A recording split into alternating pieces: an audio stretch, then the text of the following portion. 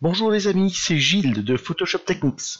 Alors, dans la dernière vidéo, vous avez pu voir, ou tout au moins apercevoir, puisque c'était un timelapse, une façon de faire du Dodge and Burn.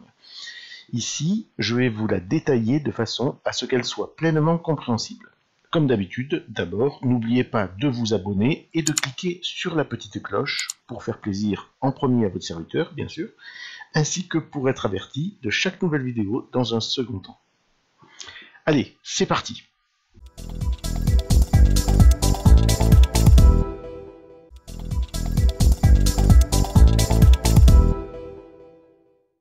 Alors, tout d'abord, qu'est-ce que le Dodge and Burn? Le Dodge and Burn, c'est tout simplement une technique qui permet de sculpter une image en donnant du relief, en accentuant les contrastes. Et comment on va y arriver? Tout simplement en éclaircissant les zones que l'on désire plus claires et en assombrissant les zones que l'on désire plus sombres. C'est logique, non? Alors, on va partir de cette image sur laquelle, vous le voyez, j'ai déjà dupliqué le calque afin de le sauvegarder et j'y ai appliqué un calque de réglage noir et blanc, tout simplement parce que je trouve que cette image est plus adaptée au noir et blanc qu'à la couleur. Alors, beaucoup de personnes font du Dodge and Burn en tout simplement créant un calque au-dessus, en le remplissant de gris à 50%, en passant ce calque en mode incrustation et en peignant dessus avec l'outil densité moins ici pour l'éclaircir et l'outil densité plus pour l'assombrir. Le problème de cette méthode, c'est qu'elle n'a pas de garde-fou. C'est-à-dire que si vous insistez sur le pinceau, vous allez cramer les blancs ou les noirs. Et sur une photo en couleur, malgré la protection des tons cochés en haut, les couleurs vont se dégrader. Et cela, pour moi, est juste inacceptable. Regardez bien. Je prends l'outil densité moins, je lui applique une exposition à 50 à peu près. Je clique pas mal de fois sur cet outil. Voilà, là et là, si je me rapproche, les blancs sont cramés. Vous voyez, on n'a plus aucun détail. Alors vous me direz, on n'est pas obligé d'appuyer comme un damné, mais le problème c'est que bien souvent on a envie, on va trop loin, et là c'est terminé, c'est trop tard. Pareil avec la couleur, si je désactive le calque noir et blanc, et que je peins sur de la couleur, plusieurs fois, la teinte de la peau va partir sur le jaune. La méthode que j'emploie, elle, permet de limiter les hautes couleurs et les noirs, même si l'on s'acharne sur le pinceau. Voici comment je procède. Donc, je réactive le calque noir et blanc et je supprime ce calque-là. Je crée deux courbes. Une que je vais appeler Dodge pour l'éclaircissement et une seconde courbe que je vais appeler Burn pour l'assombrissement. Au niveau de l'éclaircissement, je vais passer cette courbe de normale en superposition. Vous voyez qu'elle s'éclaire. Et au niveau de l'assombrissement, je vais passer cette courbe du mode normal au mode produit. Et normal, produit. Je vais réunir ces deux calques de réglage dans un groupe que je vais appeler Dodge and Burn. Voilà.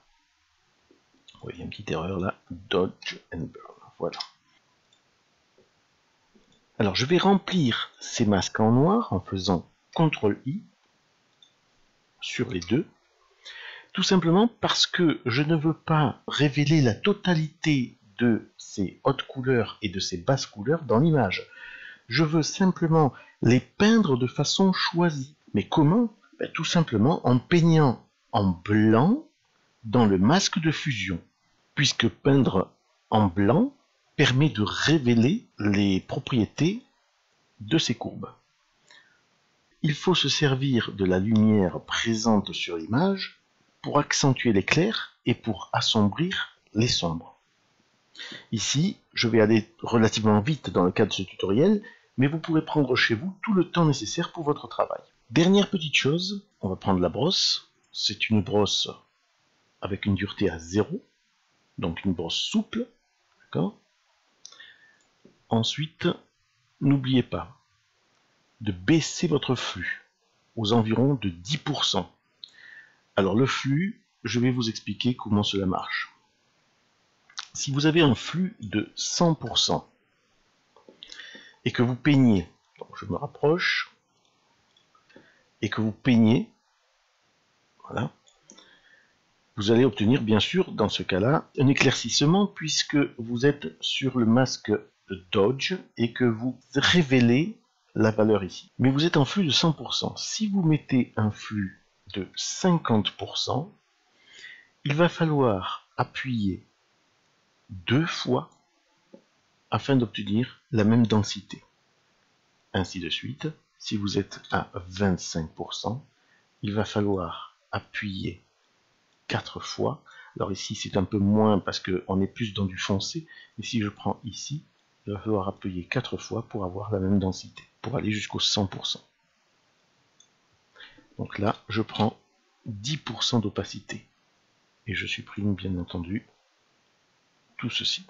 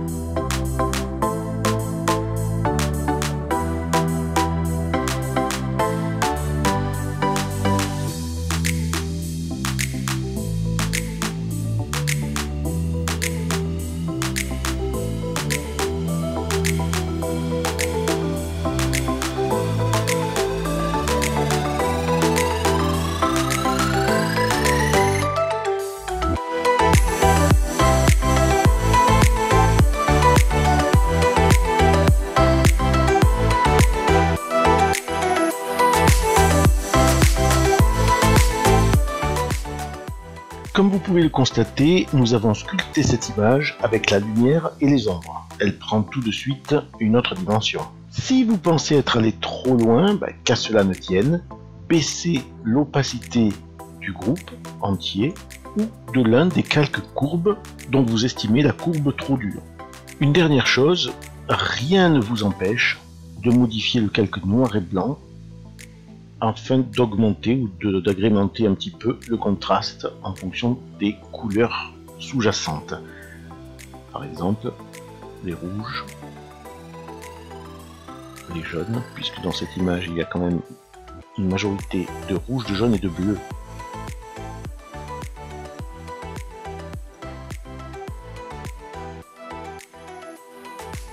Voilà, ce tutoriel est terminé, j'espère que vous l'aurez apprécié. Si c'est le cas, n'oubliez pas d'apposer un gros pouce juste en dessous et de me laisser un commentaire, ça sera sympa.